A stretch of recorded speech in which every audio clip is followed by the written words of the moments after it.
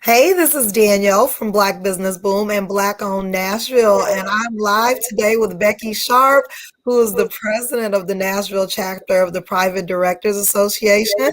And Becky is going to give us some tips because there are a lot of us that are looking to get on boards, and we really don't know where to go, how to get started, and even how to show up in those spaces once we get the opportunity. So, really excited to have Becky to join me today and to help our community to learn about how we can get some paid board positions, not just a board position, a paid board position. How are you today, Becky? I am great. Happy Monday, Danielle. I'm so privileged to be here. Thank you for having me. Absolutely. Let's jump on in because we got about 10 people who are tuned in already. So let's jump on in. I'm going to go ahead and share my screen. Becky prepared some slides for us that we're going to roll on through real quick. If you have any questions, drop them in the comments and we'll make sure that we get to them before we wrap up today. All right. I am going to let you take it away, Becky, with first telling us, let's tell us a little bit about Private Directors Association, and then let's jump into some tips for folks. Sure. So the Private Directors Association, if you go out there and Google it, it's a membership organization, and I'm a volunteer, so I don't have anything to sell. It is a membership organization that people can join, and there are chapters around the country. So I was one of the founding members of the Nashville chapter, and just to be completely honest, one of the reasons I joined was a friend asked me, and I walked into the room and it was 98% white and 98% male. And I know very well that diversity is the key to running successful businesses. And you can have a room that has a lot of diversity in thought, but I know that we also, in terms of running the best businesses, we're going to get the best businesses when we diversify across a multitude of things. Yeah. And what I'll say is that, so the Nashville chapter of the Private Directors Association, you can go online and find it. I'm going to give you my contact information. Anybody on this call or anybody who wants to tell somebody about this call is welcome to be my guest at our next couple of events. So I'll share that as well. I want you to come be in the room and go, okay, it's fine. Nobody's going to bite you. When I walked into the role initially, I was new. And so one of the things that I'm driven by, Danielle, is helping people not be scared of the newness, but understand you bring a great value because of your diverse experiences, whoever you is. Mm-hmm. So it is a little bit of a long step between stepping into a board and then stepping into a paid board. So I want people to have a realistic outlook in terms of you need to have board experience in order for someone to pay you for board experience. So what I've just jotted down on this slide is one of the easy ways to do that is to start with a not-for-profit board. So my first not-for-profit board was probably a decade or more ago. And the key was finding a board that really aligns with what energizes you. So I love to help young children. I have young children. So I joined the board of Big Brothers Big Sisters. I'm sporty and I don't like to get run over on the street. So I joined the board of Walk Bike Nashville. I love leadership, the leadership of Virginia Clark, and I learned how to sell by selling Girl Scout cookies. And so I joined the board of the Girl Scouts. So it's so important to have something that when you're in that room, you're excited about the mission. And then when you're on those boards, and the way to get there is to ask, go to the fundraisers, express interest. You don't have to write a check. And in fact, one of my philosophies about the boards I sit on is I focus on getting the money, not giving the money personally, because then I'm going to have to do the harder work of going out to my friends like Danielle and saying, hey, would you please be a table guest and write a check for whatever you can? And then it spreads the word to your network about this entity that's important to you. So don't think that being able to write a check is required. Sometimes they will have a fundraising objective, but you can get it if you cannot give it, or it can be a combination. Mm-hmm. And then once you're on a board, there'll be different committees. And so what you want to do is sign up for a committee first and foremost where you have some expense. So if you're an accounting person, if you're a tech person, start with those, but then branch out. And so I had never been, as an example, on a finance committee. And my finance people at my company probably would laugh that I was on the committee, but I wanted to learn. And I had to do some things, but I saw how a not-for-profit then was run, and I learned about it. And what you'll see is that I'll skip to this next one and go back to the other one is I went online and I read, I listened.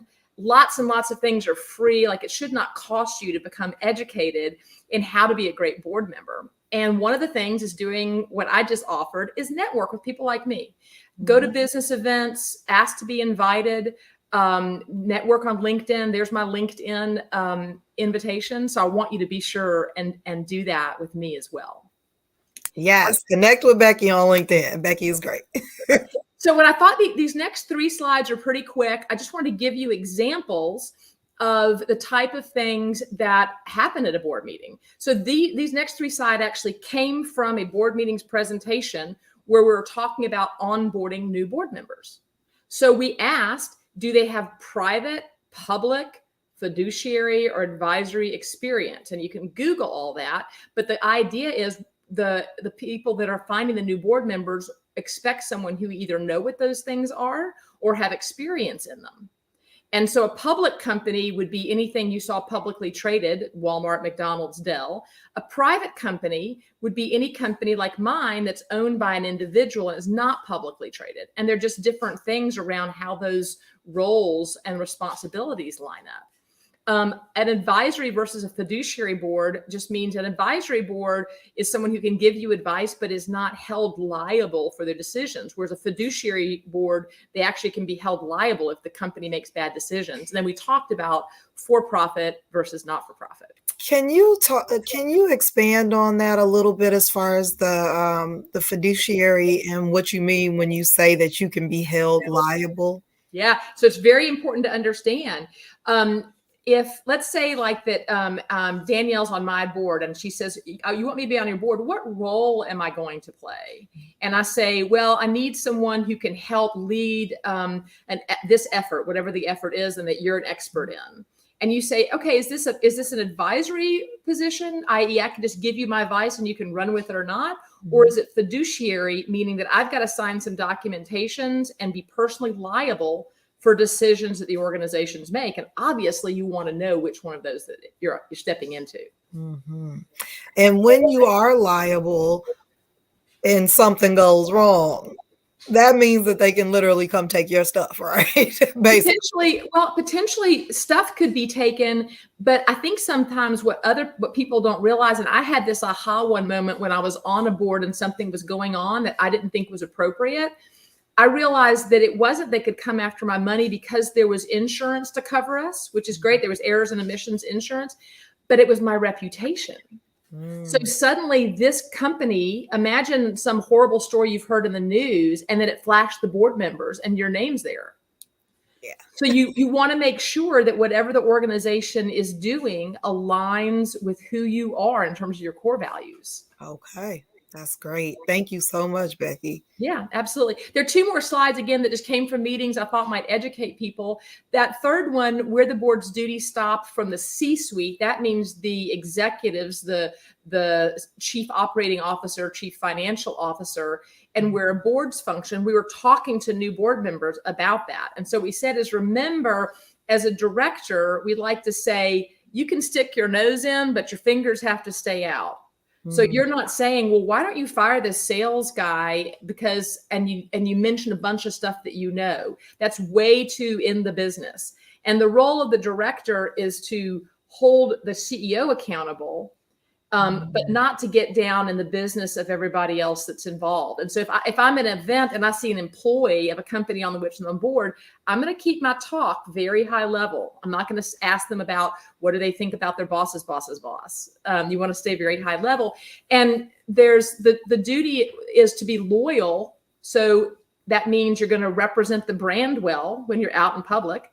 And that if you see something amiss, you're going to have the duty of care, which is saying, I think we need to talk about this, even the hard issues. And so directors are responsible for doing that. And that can be tough. Like if you know that you're not someone who would mention something that you thought was going awry, being on a board might not be the best place for you. You might have a better position than being on the board.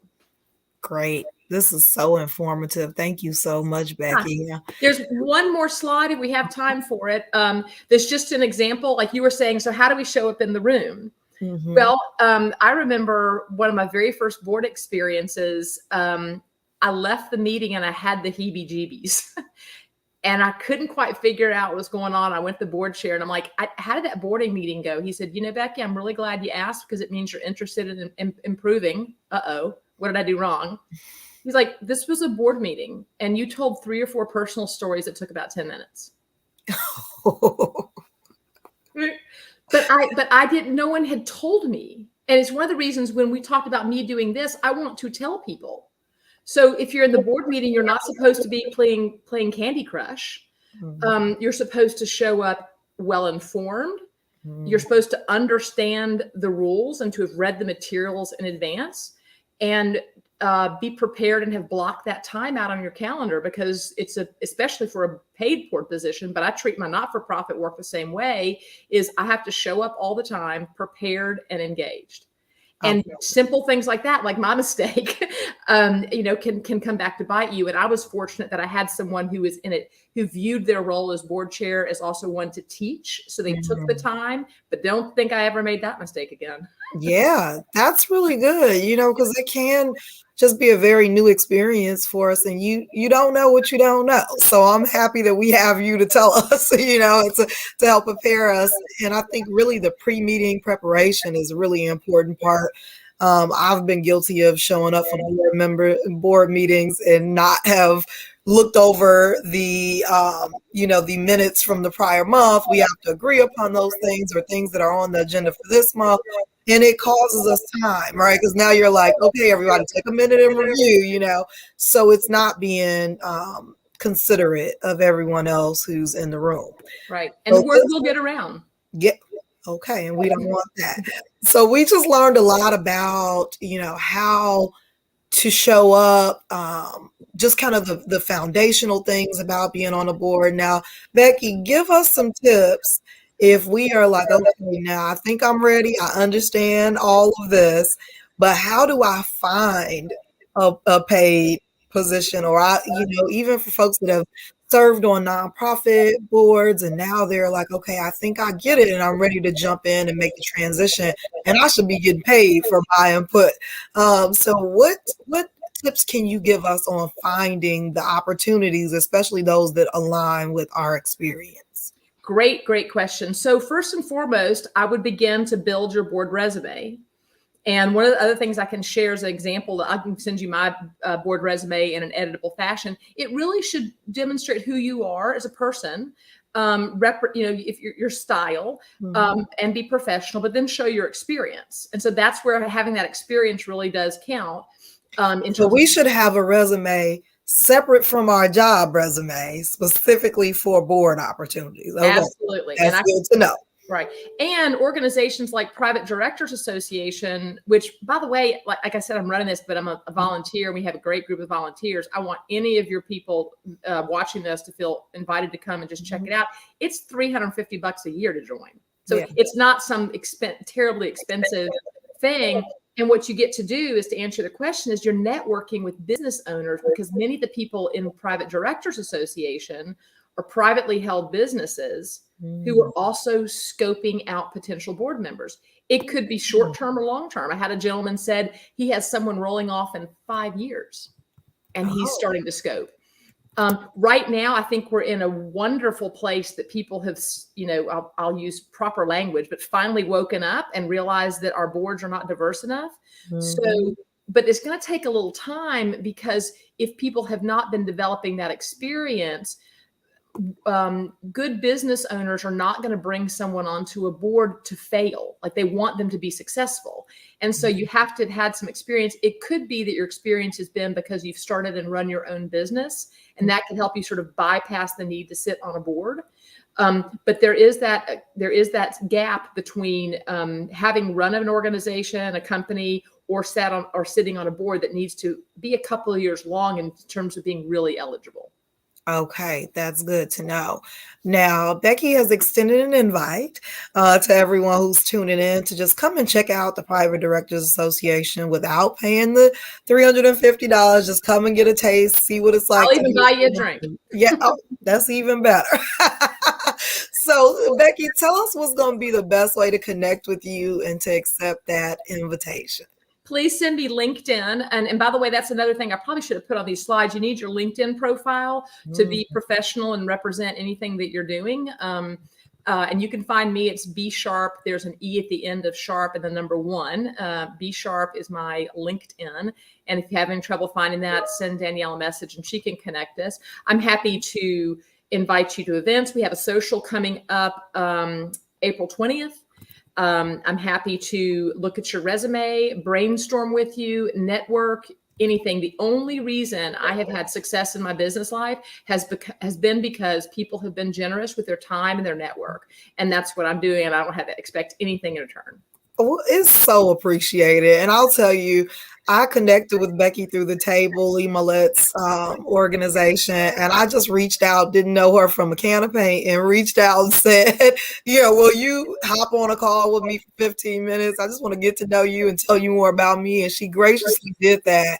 Not only that, she was like, let me come and talk to your audience and tell them and give them some tips. And again, there's nothing in this for her. And it's so important to have a strong network of people who are there to bounce ideas off of, to brainstorm with, and that are willing to open their network when needed, to help you to go to the next level. So I really appreciate you, Becky. Like, I appreciate you for the initial time that you took with me, but for even more, because I know I've done a lot of live streams. This one has had more interest than like all of them. And there have been people who have been tuned in and engaged since we got started. So I know this is something that the community needs, and we need to do more of. So please make sure that you connect with Becky on LinkedIn. If you aren't on LinkedIn, you need to be on LinkedIn, because as she said, that's somewhere folks will go and look as well when they're vetting you for a board. So go and check out Becky on LinkedIn, connect with her, and just send her a message that you found her on Black Business Boom and you are interested in attending one of the upcoming events. Again, thank you so much, Becky, for your time. We really appreciate you. And I appreciate you for recognizing that there's even a need to have more diversity in these rooms, because some folks are just ignoring that there's an issue. They are. And I think that one of the most important things the adults in the room can do is recognize there's been a lot of exclusion. And although I'm not to blame for the mistakes of my great grandparents, and I know a lot of other business people, we're going to make sure we're part of the positive change. Yep. And that's all you can do, right? We can't continue to harp on the past. We have to understand that there are folks here that are going to help us to go to the next level and take advantage of these opportunities. So that's all I ask of folks, that when they tune in and I bring them opportunities like this to grow their network, expand professionally, that you show up and take advantage of these opportunities. So thank you again, Becky, for this opportunity. And I will see you very, very soon. Thank you, my friend. Look forward to meeting lots of new people. Yes. Have a wonderful